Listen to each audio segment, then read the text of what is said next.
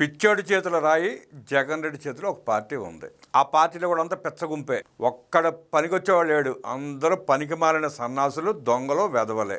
ఆ మందకు తగ్గట్టే ఆ వచ్చే నీలి మీడియా కూడా అదే తరహాలో కూలి డబ్బుల కోసం జగన్ రెడ్డికి చెక్క భజన చేసే బ్యాచ్. చెప్పేవాడు జగన్ అయితే వినేవాడు పేటీఎం గాడు అన్నట్టు నిన్న ప్రెస్ మీట్ జగన్ రెడ్డి మాటలు వింటా ఇకలికలు పక్కపక్కలు. అక్కడ జర్నలిస్టులు ఎవరు కనపడలా, అంతా పేటీఎం గాళ్ళు, సన్నాసులు, వెదవలే. ఒక్కడ సరైన లేడు. జగన్ రెడ్డిని ప్రశ్నించేవాడు లేడు. విలేకరుల సమావేశం అంటే ప్రశ్నలు సమాధానాలు ఉంటాయి. ఇక్కడ రికార్డెడ్ సమావేశం తప్ప జగన్ రెడ్డికి చెప్పడం చేత కాదు, వచ్చిన వాళ్ళకి అడగటం చేత కాదు. ఎవడి ప్రెస్టేషన్ పీక్స్ లో ఉందో జగన్ రెడ్డి కళలో స్పష్టంగా కనబడతా ఉంది. జగన్ రెడ్డి కళలో రక్త కన్నీరు కారింది. నిన్న జగన్ రెడ్డి దోచుకున్న వేల కోట్ల రూపాయలు లిక్కర్ స్కామ్ లో జగన్ రెడ్డి 32,000 మంది ప్రాణాలు తీసి 150,000 మందిని మంచాలు పాలు చేసి 2,50,000 కుటుంబాలని రోడ్ల మీద పడేసిన జగన్మోహన్ రెడ్డి దొంగల ముఠాని ఈడీ అరెస్టులు చేస్తా ఉంటే జగన్ రెడ్డి కళ్ళ వెంట నిన్న రక్త కన్నీరు కారి బీపీ పెరిగి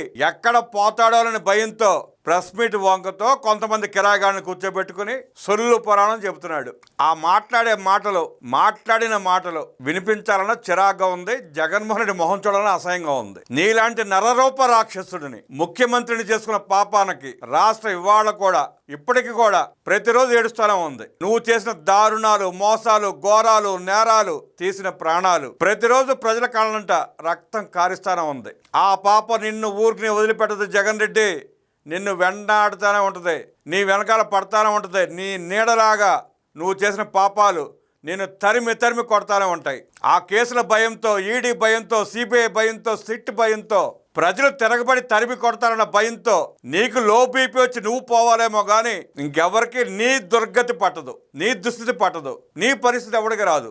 ఎత్తి చూపుతూ చంద్రబాబు నాయుడు గారికి మాత్రం నరాలు తెగిపోయేంత బీపీ, బ్లడ్ ప్రెషర్ ఎంత ఎక్కువ వస్తుందని. జగన్ రెడ్డి చంద్రబాబు నాయుడు గారికి నరాలు తెగిపో, బ్లడ్ ప్రెషర్ పెరగదో, నీకు పెరుగుతుంది. నువ్వు చేసిన లిక్కర్ స్కామ్లో ప్రధాన పాత్రధారి రాజ్ కేసిరెడ్డిని అరెస్ట్ చేయగానే నీ మైండ్ దొబ్బి నీ చిప్పు చిత్రమై నువ్వు ఎలా మాట్లాడావో ప్రజలంతా చూశారు. నాకే భయం వేస్తుంది, నేను పోతాడేమో అని చెప్పి. నీకు ఆ భయం అవసరంలా. నీకంటే 50 సంవత్సరాలు ఎక్కువ బతుకుతాడు ఆయన. నీకంటే 50 సంవత్సరాలు చాలా ప్రశాంతంగా ప్రజలకు సేవ చేసుకుంటా హాయిగా బ్రతుకుతాడు చంద్రబాబు నాయుడు. నువ్వు నిత్యం ప్రతి క్షణం తలుపులు బిగించుకొని అండర్ గ్రౌండ్ లో బ్రతుకుతున్నావు. భయంతో గడగడలాడతా, ఏ పక్క నుంచి సిబిఐ వస్తుందో తెలియక, ఎటు నుంచి ఈడీ వచ్చి అరెస్ట్ చేస్తుందో తెలియక, ఏ రాష్ట్ర పోలీసులు వచ్చి ఎత్తుకెళ్తారో తెలియక మైండ్ దొబ్బి లో బీపీతో గిల్ల తట్టుకుంటున్నావు. నువ్వు ఏదైతే అంటున్నావో ఆ పరిస్థితి నీకు వస్తా ఉంది. ఈరోజు ఆ పరిస్థితిలో నువ్వున్నావు. కుడితిలో పడ్డ ఎలికిలా కొట్టుకుంటున్నావు. వయసు వచ్చింది 55 సంవత్సరాలు. నీకు కర్మకాలి రాష్ట్రానికి ముఖ్యమంత్రిగా పనిచేసావు. బుద్ధి జ్ఞానం లేదు నీకు. నువ్వెంత రాక్షసుడు అని తెలిసినా పులివెందుల ప్రజలు మళ్ళీ నేను ఎమ్మెల్యే గెలిపించుకున్నారు. నీలాంటి దుర్మార్గుడిని గెలిపించడం అంటే ఆ ప్రజల దౌర్భాగ్యం కాకేంటి? ఎప్పుడో పొరపాటున నిద్రపోయేటప్పుడు ఎవడన్నా తలబాటు కొట్టి మావిగా అని చెప్పి కూడా అన్నాడు అక్క అని చెప్పి మనిషి ఏమవుతాడో ఏమో అని చెప్పి ఒక్కోసారి భయం వేస్తుంది. మావిగన్నా నీ బొంద గన్నా అని ప్రజలు అంటున్నా నీకు బుద్ధి జ్ఞానం లేదు.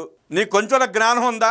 ప్రజలతో పాటు నీ పార్టీ నాయకులు, కార్యకర్తలు కూడా నువ్వు మావిగాని పెరతగా నిన్ను ఈసడించుకుంటే ముఖం వాచేలా కొట్టినా మళ్ళీ అదే ఊసెత్తుతావు. నీ ముందు కిరాయి మొక్క నవ్వుకుంటానే కదా అని నువ్వు ఏది మాట్లాడినా వాడు డబ్బులు తీసుకుని ఆరుగాడి ఎదురుగుండా కూర్చొని భరిస్తున్నారు కానీ నిన్ను మనిషి అనేవాడు భరించే పరిస్థితి ఉందా జగన్ రెడ్డి? అసలు నువ్వు మనిషివేనా? మనిషిలా ప్రవర్తిస్తున్నావా? మనిషిలా మాట్లాడుతున్నావా? నరాలు తెగిపోయేంత బీపీ. అందుకే ప్రశ్నించి నరాలు తెగిపోయేంత బీపీ. ఎప్పుడు ఎవడు ఎత్తేస్తాడో తెలియక నువ్వు వణికిపోతా. రాజ్ కేసిరెడ్డి అరెస్టుతో, వాసుదేవరెడ్డి అరెస్టుతో నీ బతుకు ఎక్కడ బస్ స్టాండ్ అయిపోతున్నానన్న చింతతో నువ్వు వణికిపోతా. నిన్న ప్రెస్ స్టేషన్ లో మాట్లాడిన మాటలు ప్రజలకు అర్థమవుతానే ఉన్నాయి. వీళ్ళ అరెస్టులు కాదు, ముందు జగన్ రెడ్డిని ఎత్తి లోపల దొబ్బండి అని ప్రజలు కోడే కోస్తున్నారు. ప్రభుత్వం ఇంకా మీనమేషాలు లెక్కిస్తా ఉంది నిన్ను లోపలేయడానికి. నిన్ను లోపలేస్తే అయ్యో అనేవాడు నీ పార్టీలో కూడా ఎవడున్నాడు. నువ్వు అంత దుర్మార్గుడివి, నువ్వు ఎంత నరరూప రాక్షసుడివో నీ పార్టీలో ఉన్నాడు కూడా బాగా తెలుసు. నువ్వు నిన్న మాట్లాడిన ప్రతి మాట నీకే వర్తిస్తుంది. ఆయన దీర్ఘాయుష్కుడు. నీ సంగతిని నువ్వు తెలుసుకో. పాపాలు చేసినాడు, ప్రజల ఉసురు తీసినాడు, ప్రజల రక్తం తాగినాడు. ఎవడో ఎక్కువ కాలం బతికి పట్టగట్ల, అది గుర్తుంచుకో.